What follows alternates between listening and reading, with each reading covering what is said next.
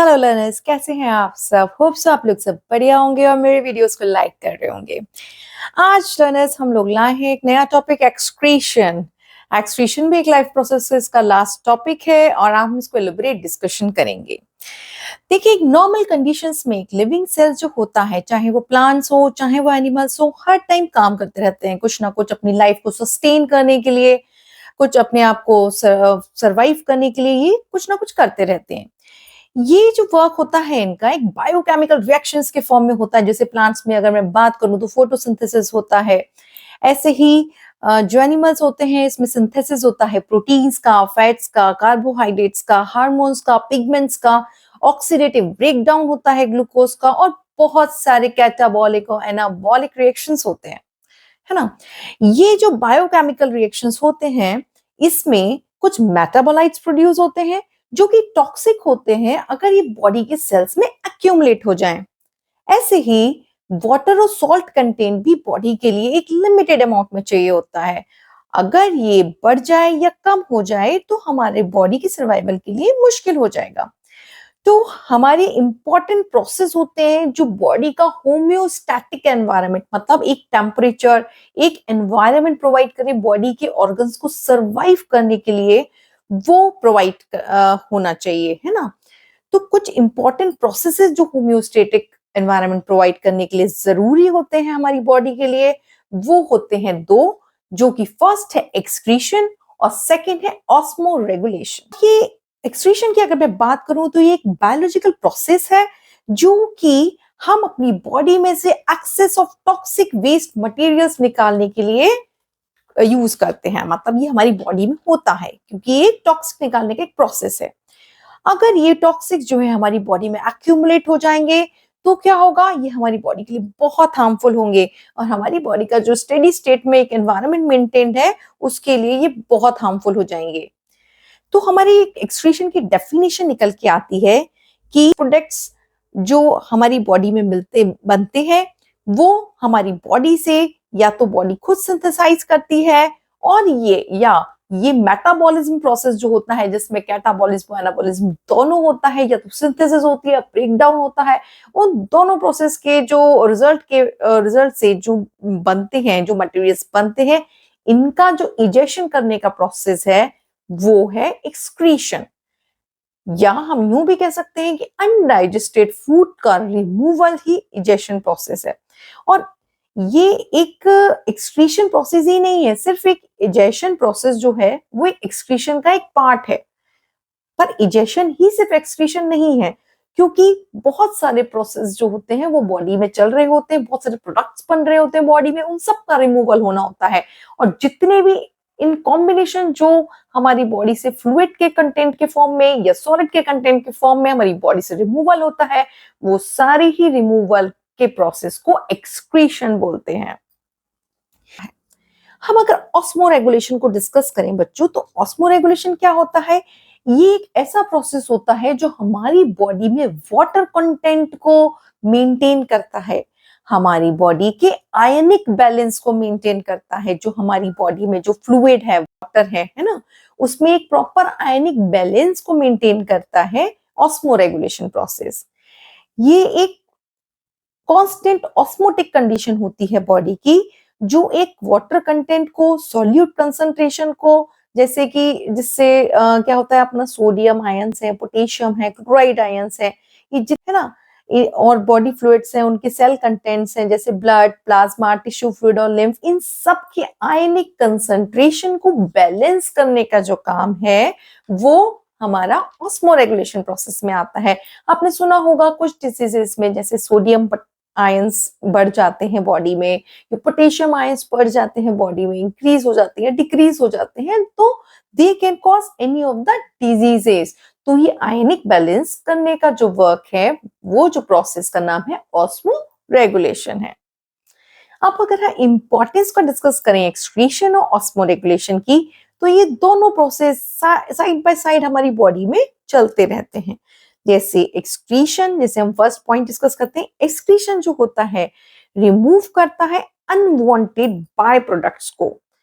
ये unwanted by products कैसे बनते हैं बच्चों? ये बनते हैं किसी भी मेटाबॉलिक पाथवे से। जो भी हमारे मेटाबॉलिज्म चलता है हमारी बॉडी में, वो एक पाथवे होता है हम सबका। जैसे हम पहले भी पाथवे डिस्कस कर सकते हैं, जैसे इलेक्ट्रॉन ट्रांसपोर्ट चेन होती है, ग्रेप साइकिल्स होती है, ऐसे करके बहुत सारे मेटाबॉलिक पाथवेज हमारी बॉडी में होते हैं। तो इन सब के जो अनवांटेड बाय प्रोडक्ट्स होते हैं, अननेसेसरली होते हैं हमारी बॉडी के लिए, उनका केमिकल इक्विलिब्रियम मेंटेन करने के लिए एक्सक्रीशन प्रोसेस जरूरी होता है। एक्सक्रीशन, सेकेंड पॉइंट अगर डिस्कस करूं तो एक्सक्रीशन जो होता है वो बहुत सारे बॉडी में से टॉक्सिक केमिकल सब्सटेंस को भी रिमूव करता है, जो कि अगर हमारी बॉडी में एक्यूमुलेट हो जाएंगे तो वो हमारी बॉडी के सेल्स को या जो और भी बॉडी में जो प्रोसेसेस हैं उनको डैमेज कर सकता है। और ये एक एंजाइम इनहिबिटर के तौर पे वर्क करता है, जो कि अलग अलग मेटाबॉलिक प्रोसेस को अफेक्ट कर सकते हैं। ठीक है ना। नेक्स्ट है एक्सक्रीशन और ऑस्मोरेगुलेशन। दोनों ही आयनिक कंसंट्रेशन को, बॉडी फ्लूइड्स के आयनिक कंसंट्रेशन को रेगुलेट करते हैं। क्यों, कैसे करते हैं ये, और ये इंपॉर्टेंट कैसे है? क्योंकि अगर बॉडी की बैलेंसिंग, आयंस की जो बैलेंसिंग है वो हमारी बॉडी में बहुत जरूरी है। हमारी बॉडी में बहुत सारी एंजाइमेटिक एक्टिविटीज होती हैं, प्रोटीन सिंथेसिस होता है, हमारी बॉडी में हार्मोन्स को प्रोडक्शन होता है, और मेम्ब्रेन की जो परमिएबिलिटी है, मसल का कॉन्ट्रैक्शन है, और बहुत सारी जो मेटाबॉलिक एक्टिविटीज हैं, वो उन सब के लिए हमारी बॉडी में आयंस का बैलेंस होना बहुत जरूरी है।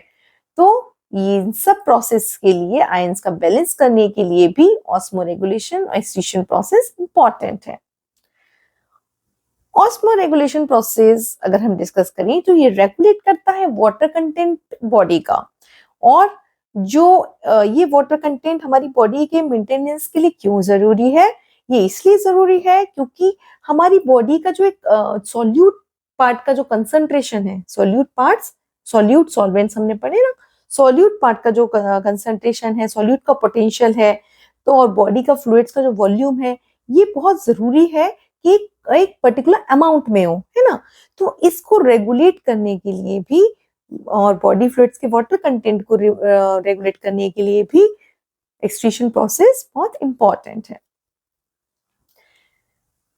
एक्सक्रीशन प्रोसेस इसीलिए भी इंपॉर्टेंट है क्योंकि ये बॉडी का एक पीएच मेंटेन रखता है। नेचुरली बच्चों, जब पीएच, एसिडिक कंटेंट हमारी बॉडी में ज्यादा होता है तो क्या होगा, पीएच जो होता है लोअर अमाउंट में जाता है, लेस देन 7। और अगर पीएच, अगर अल्कलाइन सब्सटेंसेस ज्यादा होते हैं तो पीएच बढ़ जाता है। तो हमारी बॉडी का एक कांस्टेंट नॉर्मल पीएच मेंटेन करने के लिए भी एक्सक्रीशन प्रोसेस इज इंपॉर्टेंट। अब हम डिस्कस करेंगे एक्सक्रीशन इन एनिमल्स को। एनिमल्स में अपने एक डेफिनाइट ऑर्गन्स होते हैं, एक्सक्रीटरी ऑर्गन्स होते हैं, जिससे ये वेस्ट प्रोडक्ट्स को एलिमिनेट करते हैं, वेस्ट वाटर को एलिमिनेट करते हैं।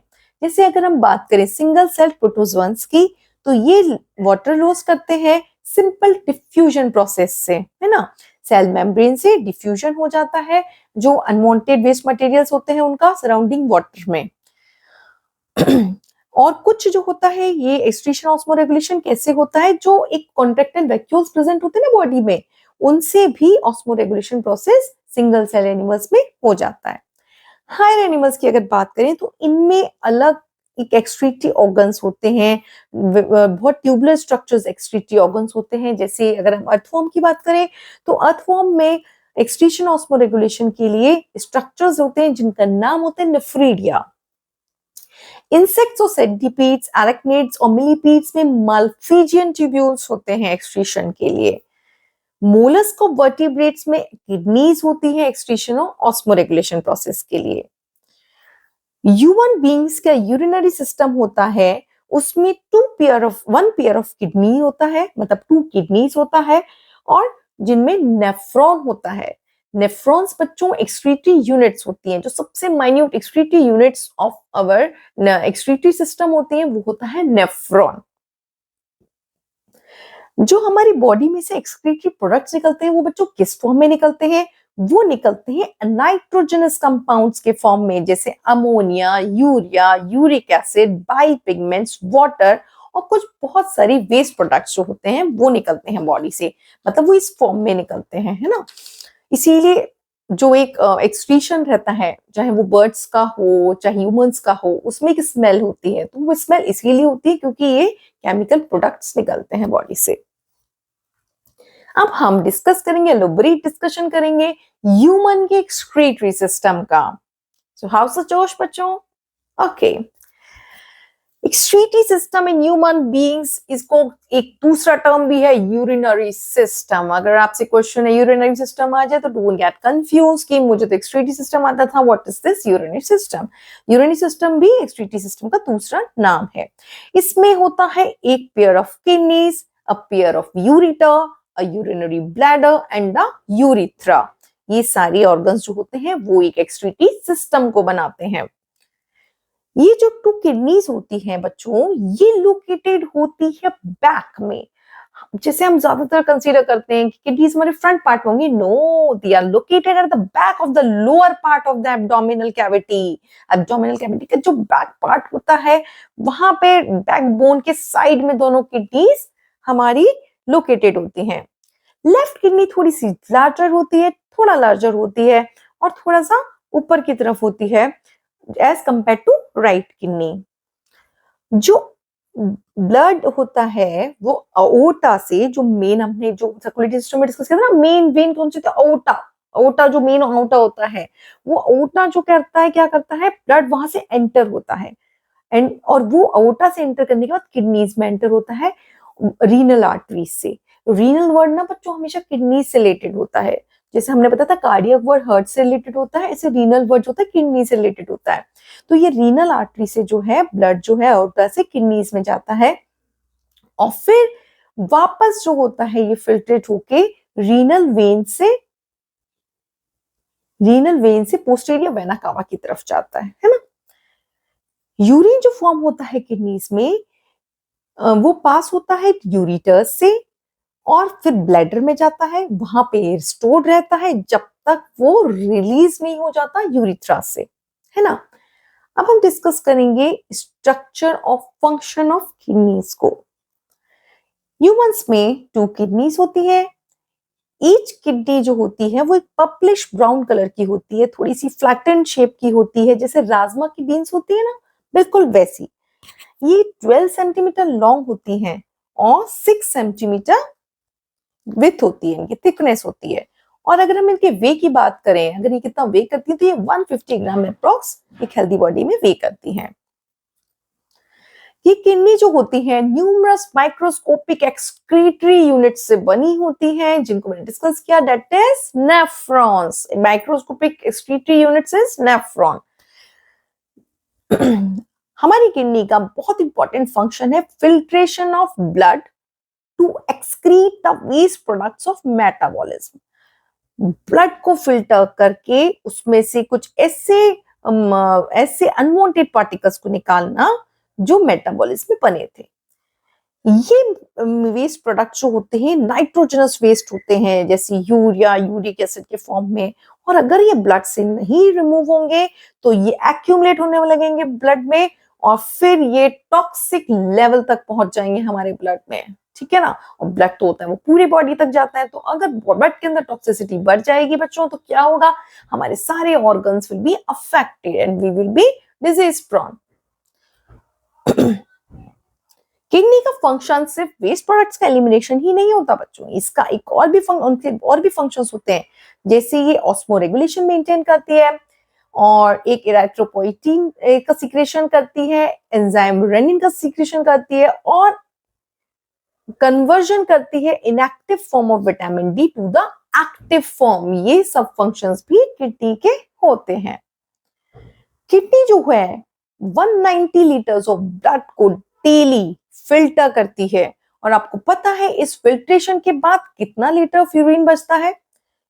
0.9 टू 1.9 लीटर्स, ठीक है।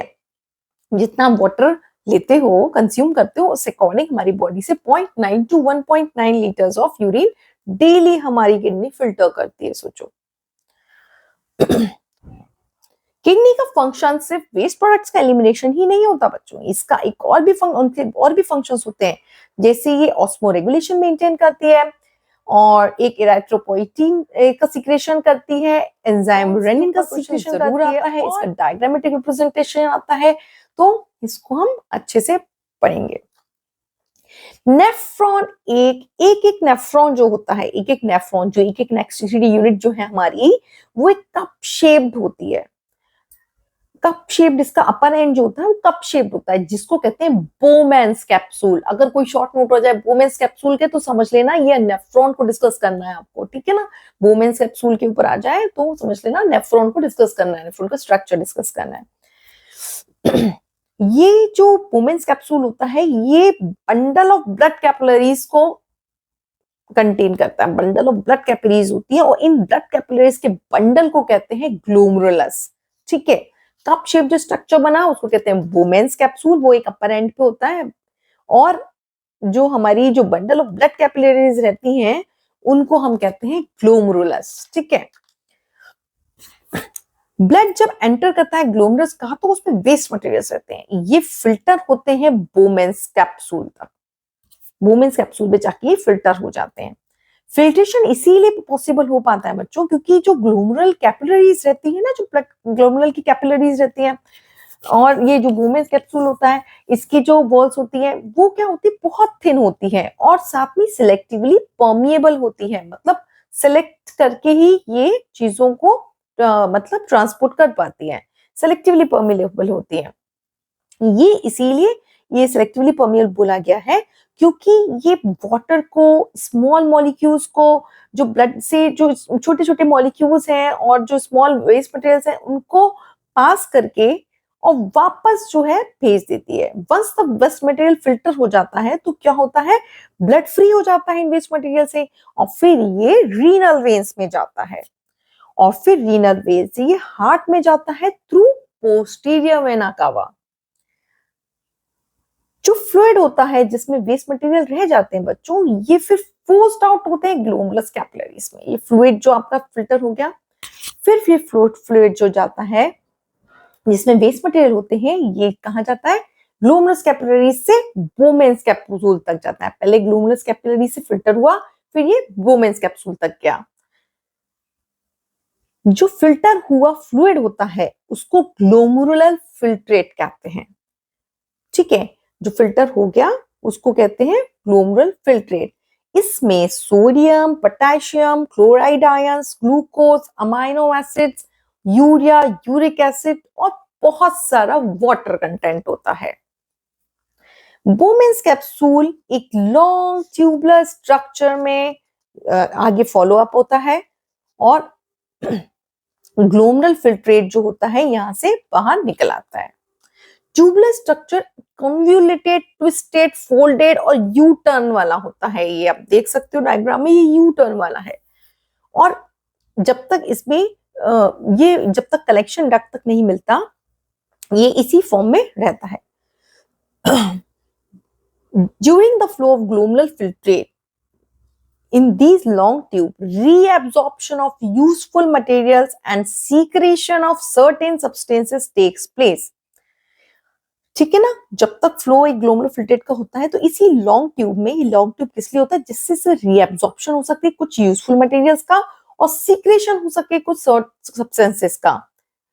जो मटेरियल रीएब्जॉर्ब होते हैं वो होते हैं glucose, amino acid, sodium, potassium, chloride and water content. जब ये फ्लूइड सब चीजों से फिल्टर होकर निकल जाता है, जो आयंस जरूरी होते हैं वो निकल जाते हैं, तो यहाँ पे कलेक्टिंग डक्ट तक आता है फ्लूइड, और इसी फ्लूइड को बोलते हैं यूरिन। यूरिन जो रहता है, यूरिन को अगर हम डिफाइन करें तो यूरिन एक डिसॉल्व वेस्ट सब्सटेंस रहता है, फ्लूइड डिसॉल्व वेस्ट सब्सटेंसेस जो एक्सक्रीट होता है किडनी से। The urine is the fluid which has dissolved waste substances excreted by the kidney.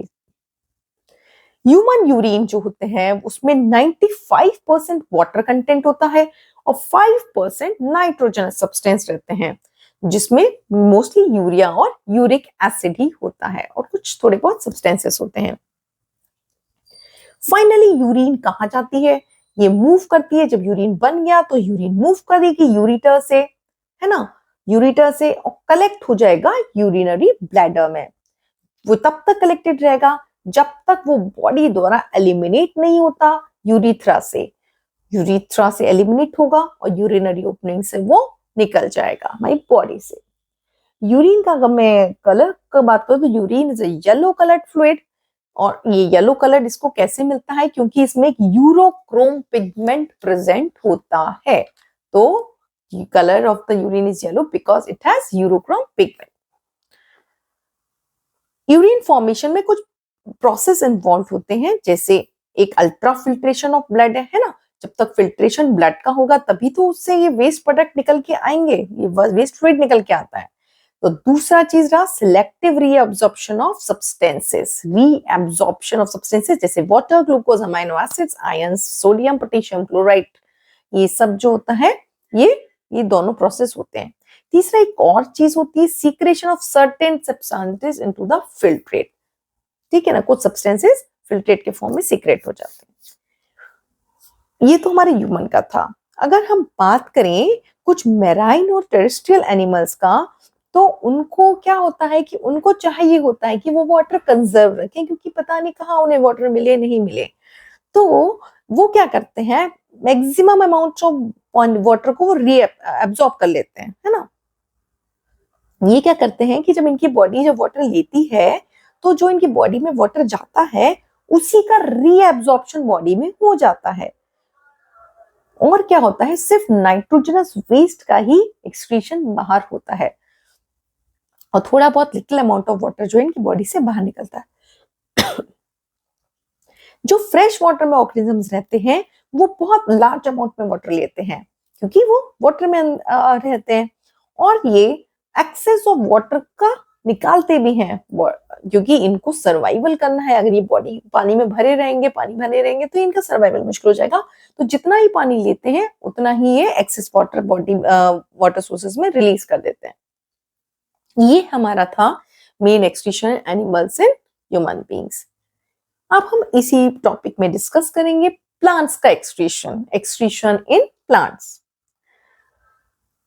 Plants जो होते हैं बच्चों प्रोड्यूसर्स होते हैं और ये सिंथेसाइज करते हैं। इनका जो सिंथेसिस और इनका प्रोडक्शन और इनका जो प्रोसेसेस रहते हैं वो रिक्वायरमेंट के बेसिस पे रहते हैं कि जितना इनको इनके डेवलपमेंट की ग्रोथ के लिए जितना मतलब जरूरी है उतना ही इनको अपना खाना प्रोड्यूस करना है ना।